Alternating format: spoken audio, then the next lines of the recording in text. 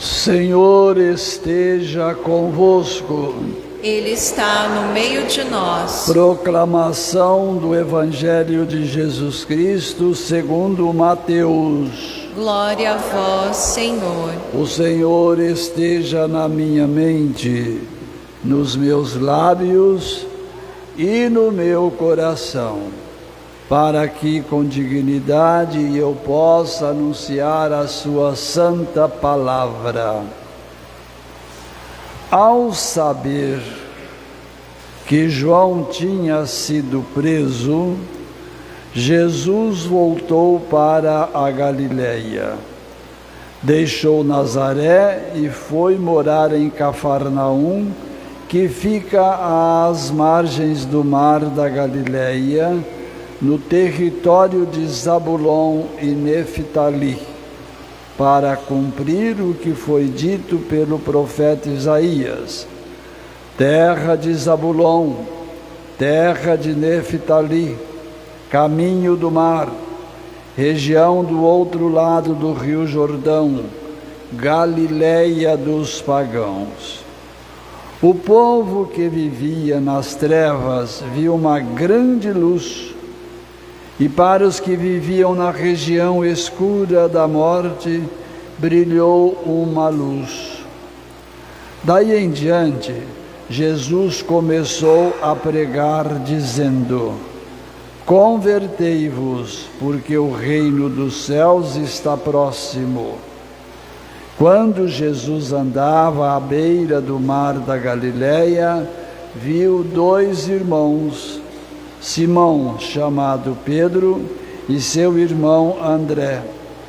Estavam lançando a rede ao mar, pois eram pescadores. Jesus disse a eles: segui-me, e eu farei de vós pescadores de homens. Eles imediatamente deixaram as redes e o seguiram. Caminhando um pouco mais, Jesus viu outros dois irmãos, Tiago, filho de Zebedeu, e seu irmão João. Estavam na barca com seu pai Zebedeu, consertando as redes. Jesus os chamou. Eles imediatamente deixaram a barca e o pai e o seguiram. Jesus andava por toda a Galileia, ensinando em suas sinagogas, pregando o evangelho do reino e curando todo tipo de doença e enfermidade do povo. Palavra da salvação.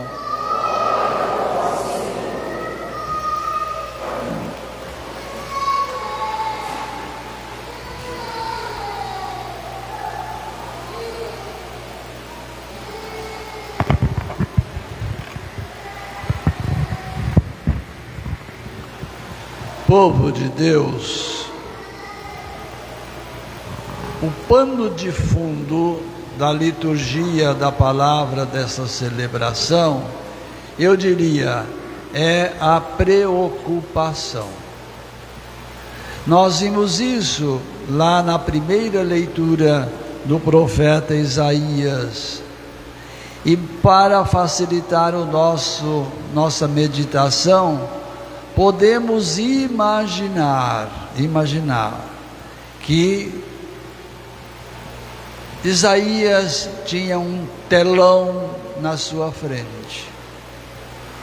Nesse telão, ele enxergava uma caminhada, enxergava as nações, enxergava o povo. E nesse ver, nesse palpar, ele pôde perceber algumas contendas, algumas divergências que precisava conversar e acertar.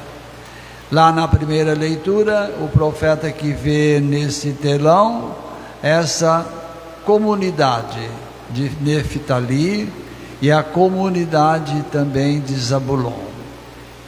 E nisso ele ficou um pouco preocupado, mas nessa preocupação ele coloca alguém para unir o que estava aqui Zabulon, aqui Neftali, ou vice-versa. E assim pôde caminhar, e assim pôde experienciar, e assim pôde acontecer também que eles pudessem enxergar, porque estavam como que embaixo de uma nuvem escura que precisava de uma luz. E natural, Deus, preocupado com o seu povo, fez com que aquele povo pudesse enxergar.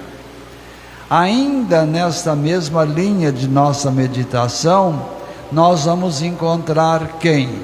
Paulo escrevendo a uma comunidade que era a comunidade de Corinto, praticamente com a mesma dificuldade de Zabulon e Neftali, praticamente, porque alguém levou a notícia, alguém levou uma conversa para Paulo, e Paulo ficou nervoso com isso. Paulo ficou preocupado. Por isso eu disse que o pano de fundo da nossa meditação é a preocupação. Quando Paulo recebe a notícia dessa divergência um pouco diferente das duas comunidades, ele imediatamente manda mensageiros, e ele depois pessoalmente vai para conversar com essa comunidade. Qual era a divergência? É que, embora todos já soubessem da morte e ressurreição de Cristo, mas alguns não tinham a certeza que precisavam de ter a respeito. Então faziam pequenos grupos, pequenas comunidades, e cada um como que adorando um Deus próprio. Vamos colocar esse adorando em aspas, um Deus próprio. E Paulo, sabendo disso, como eu disse agora há pouco, ficou nervoso e disse: vocês não estão de modo algum caminhando na trilha certa. Vocês precisam de aprofundar, conhecer e ser catequizados naquilo que precisa e deve ser. Por quê? Cada um vendo o seu próprio mundo, Paulo percebe isso, e ele chega na comunidade e vê que um falava: eu pertenço à comunidade de Paulo, eu pertenço à comunidade de Cefas, eu pertenço à comunidade de... qual que é o outro aqui? De Apolo. E Paulo falou: não é desse jeito não. Nós temos um único Senhor, e é Ele que está pedindo para eu falar com vocês, é Ele que quer que eu faça essa exortação para que possamos estar unidos. Nisso alguém então fala que Paulo era o Redentor. Novamente ele fica um pouco bravo e diz: não sou eu não. Quem é o Redentor é o Cristo. Quem foi e é o Salvador é o Cristo, eu não. Simplesmente ele me delegou, linguagem muito nossa, para que eu pudesse, apesar das minhas dificuldades, apesar das minhas limitações, não ter a oratória necessária, mas ele me encarregou de eu anunciar o Evangelho. Esse é o meu serviço, e eu passo isso para vocês, falando àquele grupo que estavam se dividindo por ali, né? Então ele diz: a boa nova tem que ser anunciada, mas ele não tranca dentro de si, ele passa para o outro. Aí vem o Cristo, como que completando tudo o que o Cristo faz. Diz o nosso texto: sabia que João tinha sido preso, um homem de eloquência na oratória, um homem de conhecimento profundo, um homem evangelizador. Então Cristo assume o seu trabalho e o trabalho de João, o serviço dele de Salvador e o serviço de evangelizador de João. Mas ele olha e vê que sozinho não é possível. A cada momento o mundo aumentava. E ele que faz? Olha à beira do mar, à margem do mar, à margem do lago, e viu que tinha algumas pessoas com capacidade, talvez não tanto intelectual nem catequética, mas era o homem, o elemento humano que podia levar a mensagem aos demais. Então o que ele faz? Ele escolhe, e disse aqui que escolheu homens que foram ser os seus pescadores. Chama Tiago, chama João, chama Mateus e assim vai indo, chama André, e dá o ministério para eles, dá o serviço. Então vejamos nós aqui, minha gente, o filão, alguém que vê divergência numa comunidade, alguém que percebe que na comunidade tinha divergência, alguém que, agora o Cristo, que percebe que precisa de união. Aí você e eu, nós perguntamos assim: o que eu tenho com isso? Como não temos com isso? Somos igreja, somos povo, somos responsáveis um pelo outro, e no nosso batismo nós assumimos a tríplice missão.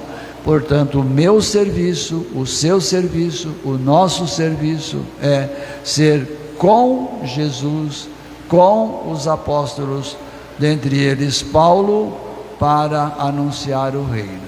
Então, minha gente, essa semana, como tarefa para casa, nós vamos ser evangelizadores e evangelizadoras, talvez sem precisar de pegar na Bíblia, talvez sem precisar de pegar num folheto, mas com a nossa atitude de cristãos, sermos evangelizadores no mundo, no lugar onde eu, você, onde nós estivermos. Então é essa a proposta que pessoalmente eu trago e partilho com vocês da liturgia de hoje.